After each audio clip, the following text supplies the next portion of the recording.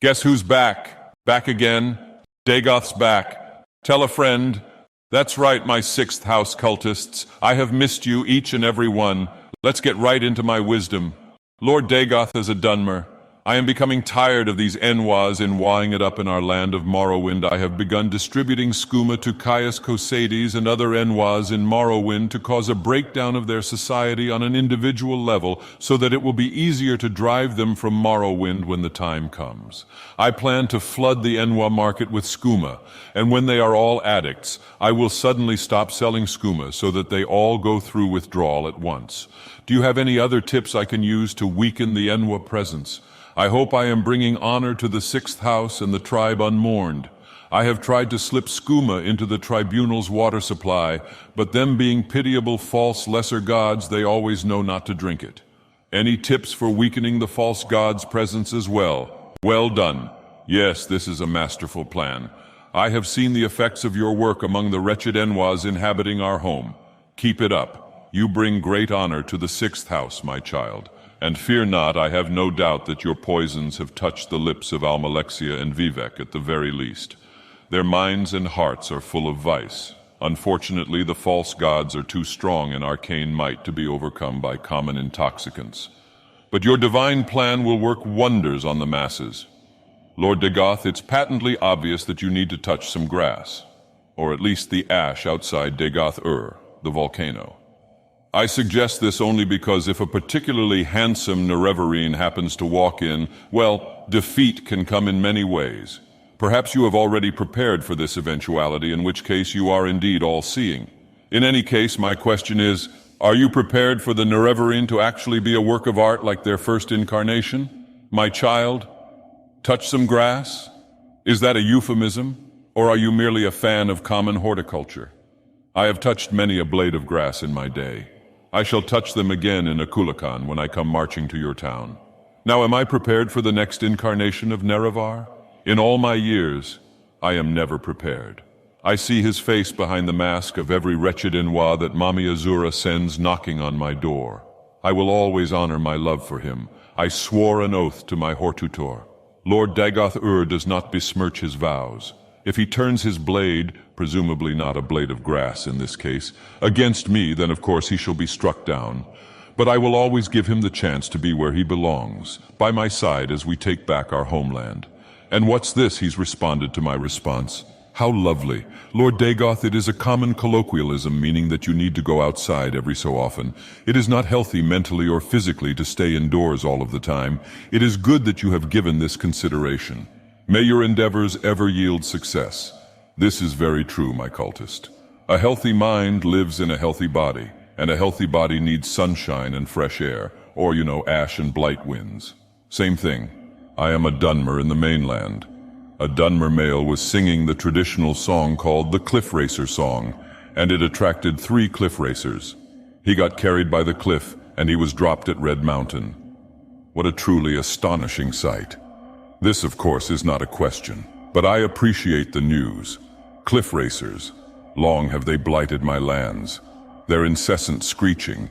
It's worse than a Khajiit farm tool producing an offspring-sized hairball. But the Cliff Racer song, its enchanting melody.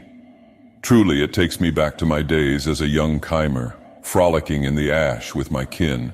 I suppose they're not all bad. At least they are native to my homeland.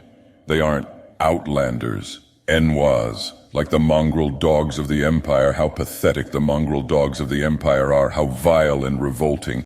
My Lord Dagoth, I call you to answer my question. Can we be friends? If so, can I hang out at Red Mountain? I will be your god, your leader, your high counselor. But your friend? That depends. Do you have cable? Do you have the titty channels? Lord Dagoth, today I saw my Dunmer friend kiss an Enwa girl. I'm afraid the next time it will be more than just kissing. What is the appropriate action for me to take after witnessing this? Talk to your friend.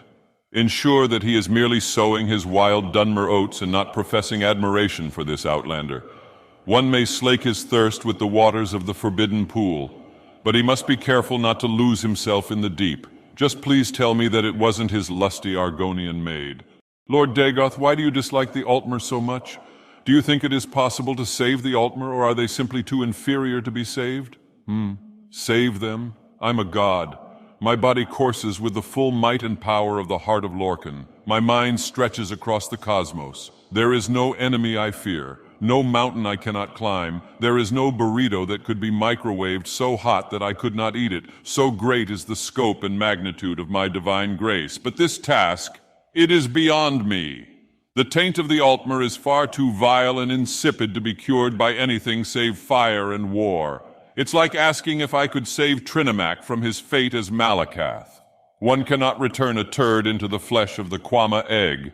O great god Dagoth, shall you one day take over the realm of oblivion and destroy all Daedra? Tamriel first, of course, but after that, who knows? Perhaps I shall venture onto the seas. The winds of Nirn billowing my majestic elven hair behind me as I conquer the waters. Shall I then venture into oblivion, and bring the wrath and might of the sixth house, the tribe Unmourned, to bear against the false Daedric gods? It is a grand and intoxicating idea. The Daedra are certainly no friends of mine. Azura in particular is due for an attitude check. We will have to see how large my ambition grows as the tribunal and the empire crumble beneath the splendid devastation wrought by Akulakan. Lord Dagoth, how often do you use your farm tools for recreational purposes, pit fighting, to the death? If or when you use them in that way, which brand of farm tool breaks quicker, is mangled horrifically faster? Who would win in one-on-one combat, assuming no superior Dunmer interference? Argonians or Khajiit? You know, the impressive thing about the beast folk is their resiliency. The Khajiit are lithe and fast. The Argonians are solid and tough. They fight differently, but can be surprisingly evenly matched. If the Khajiit is fast enough, if he strikes quickly and wounds the Argonian, slowly tiring and weakening his opponent, he will win. If the Argonian is able to grab hold of the Khajiit and sink his teeth in, then it can be over pretty quickly. In general, I'd say that while the combatants are fairly evenly matched, the Argonian is probably going to win because the Khajiit will probably be too stoned on moon sugar to fight strategically. You must account for practical considerations such as these if you are going to have cat mandingo and lizard mandingo fighters. My champion back in the day was named Clubs with Tail. He had this remarkable fighting technique where he would club his opponents with his tail. That was his name after all, and it never once failed to surprise his furry opponents. They never saw it coming. Really, it should have been fairly obvious from his name, but you see the skooma.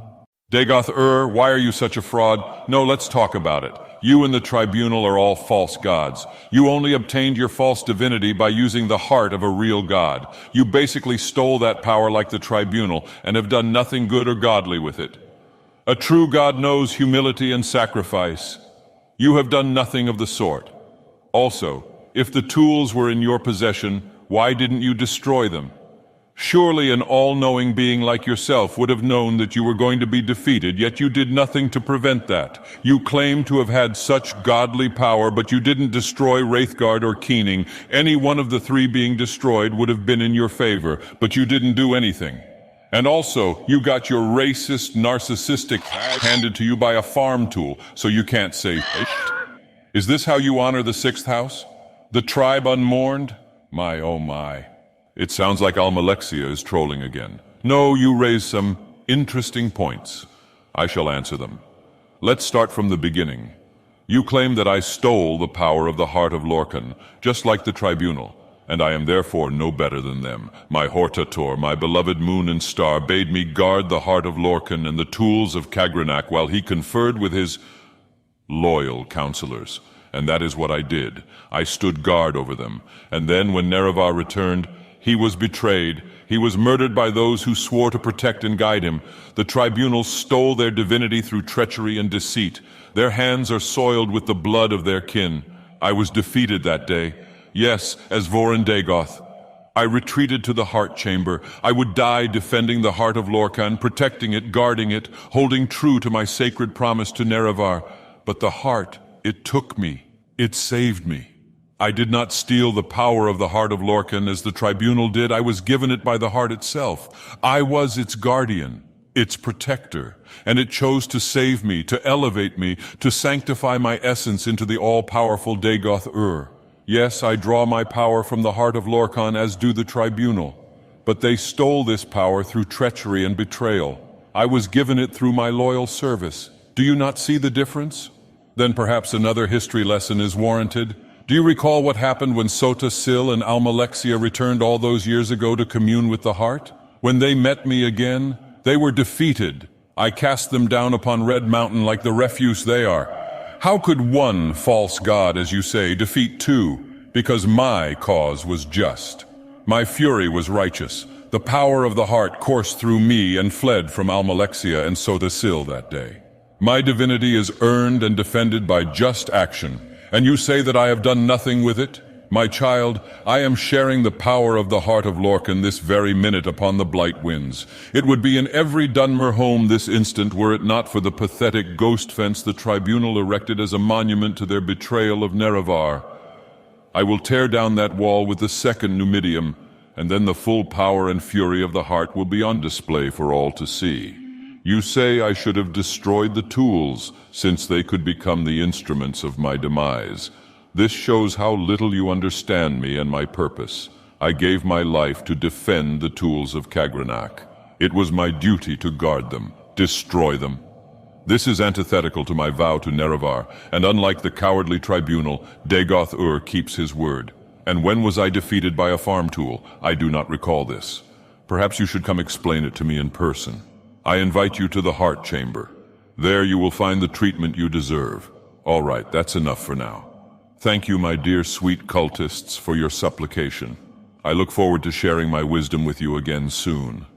The Heart of Lorcan draws power from your subscriptions. Subscribe now. Akulakan will grant you a swift demise. Bring honor to the 6th house, the tribe Unmourned.